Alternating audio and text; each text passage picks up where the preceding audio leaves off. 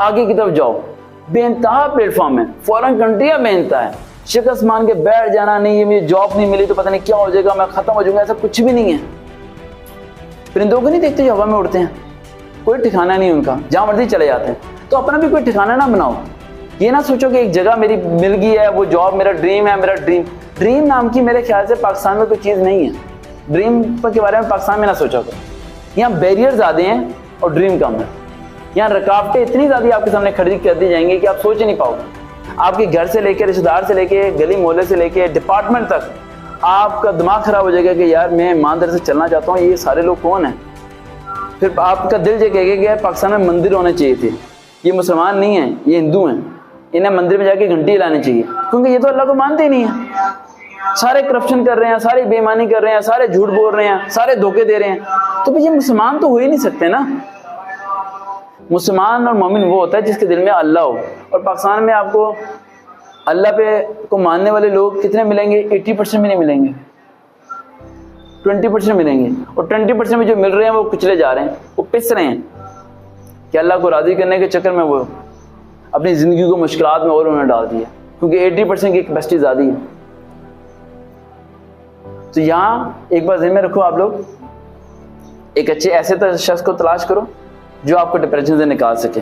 जब भी आप टेंशन में जाओ, किसी शख्स को फ़ोन करो। अगर मैं ये फ़ोन कर सकता हूँ, मैं ये करो। अगर कोई पास है जो मुखलिस है, उसके पास चले जाओ, उसके पास जाके बैठ जाओ, उसे अपने सारी दुख कहानी सुना दो। सुनाने से मसला हल हो जाता है, दिल हल्का हो जाता है। दूसरा काम आप लोगों ने क्या करना है?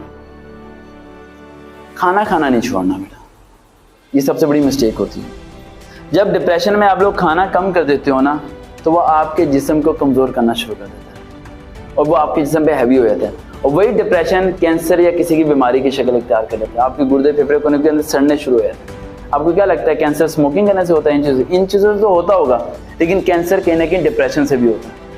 और मैंने अलीना एक बार सोचा था कि कोई एक ऐसा कानून होना चाहिए जिसमें किसी शख्स ने अगर किसी को डिप्रेशन में दिया और उसकी मौत वाक़ई होगी, तो ये किसी तरह वेरीफाई किया जाए कि डिप्रेशन में इसे दिया किसने था, फिर उसे फांसी होनी चाहिए, क्योंकि ये एक मर्डर है। लेकिन ये एक ऐसा मर्डर है जिसमें बंदूक भी नहीं चलती, तलवार भी नहीं लगती, चाकू भी नहीं लगता, और मर्डर है कत्ल, और सरासर कत्ल है। इसके पीछे एक बंदे का हाल क्या था? बहुत लोगों ने एक बंदे को टॉर्चर। वो टॉर्चर क्यों कर रहे होते हैं? वो बंदा जो सा होता है ना, वो अल्लाह को राजी करने के चक्कर में सिर को झुकाए फिर रहा होता है, और वो उसी का नजायज फायदा उठा के उसके सिर को काटना शुरू कर देते हैं। तो ये में रखना है कि इस्लाम ने हमेशा दो चीज़ें सिखाई हैं, कलम पकड़ना भी सिखाई है और तलवार पकड़ना भी सिखाई है। आपके सरवकार कभी आपको ये दर्स नहीं देंगे कि हमेशा कलम पकड़ के चलते रहो। जहाँ कलम का वक्त है वहाँ कलम, जहाँ तलवार की जगह वहाँ तलवार। उठाना सीखो, लड़ना सीखो और मुकाबला करना सीखो। एक हद तक बर्दाश्त करो, लेकिन एक हद से ज़्यादा जब बढ़ जाए तो उस शख्स के सामने बैठ के उसे समझा दो कि देख भाई, तूने अभी तक मेरी देखी है खामोशी, जिस दिन मेरा तूने दूसरा रूप देखा ना, तेरी 100 नस्लों में कोई शख्स नहीं उठेगा मेरे खिलाफ। ये उसके दिमाग में डाल दो, ये आपको करना पड़ेगा। देखो मेरी बात सुनो, सहाबा किराम की ज़िंदगी बेस्ट नमूना है।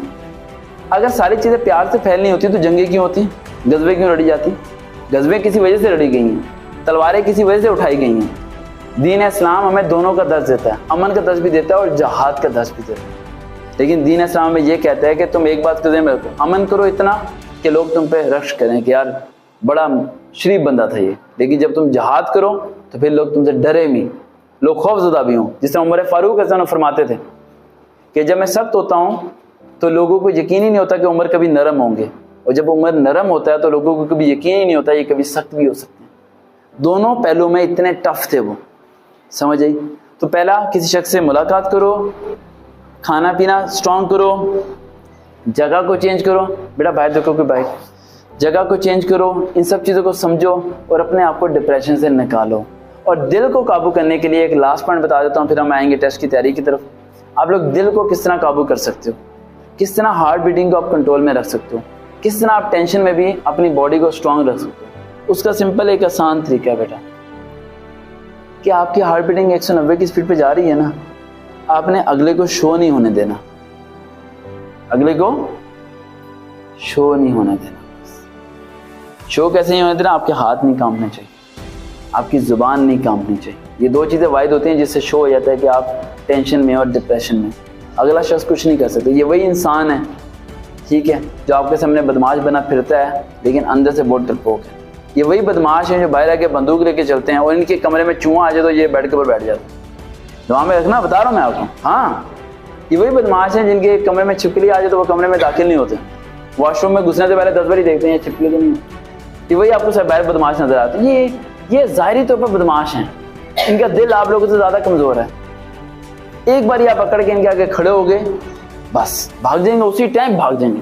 गीदड़ होते हैं, ये डरपोक होते हैं, लेकिन शो कर रहे होते हैं बहादुर। इसी तरह अगर आप लोगों का दिल कांप रहा है, हिल रहा है, कपकपाहट हो रही है, तो शो मत करो कि आपको कपकपाहट हो रही है। समझ आई? मजबूती से वहां साबित कदम खड़े रहो, बस इतने तुम तो कुछ अल्फाज भी ना बोलो, सिर्फ साबित कदम खड़े रहो। अगला शख्स भाग जाएगा, अगला भाग जाएगा। क्या कर सकता है वो? अगर उसके 2 हाथ हैं तो तुम्हारे भी तो 2 हाथ हैं। ये दिल की धड़कन तेज होना, टेंशन में होना, इन सब चीजों को निकाल दो। आज के बाद आपकी हार्ट बीटिंग तेज भी हो, टेंशन में भी चले जाओ, कोई हाइपर भी हो आप पे, कुछ भी हो, आप लोगों ने अगले के सामने जाहिर नहीं होने देना। और उसका आसान तरीका खामोशी। साइलेंट इज डेंजरस, बहुत खतरनाक होती है खामोशी। मैं एक छोटी सी बात बताता हूँ, फिर टॉपिक हम क्लोज कर देंगे।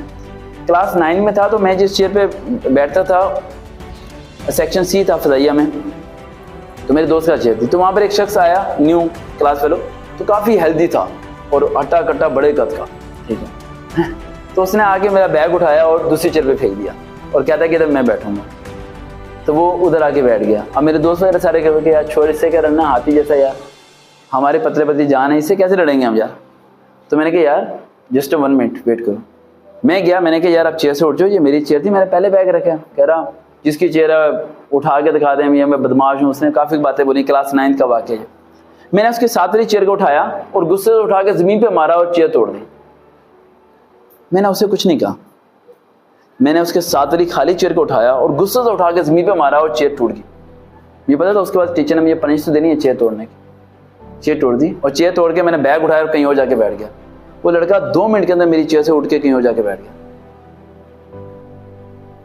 उसके दिमाग में सिर्फ ये बैठा था कि इसने चेयर तोड़ के मारी है, मैं भी तोड़ के मारेगा, ये मारेगा मुझे, आज नहीं तो कल मारेगा ये मुझे।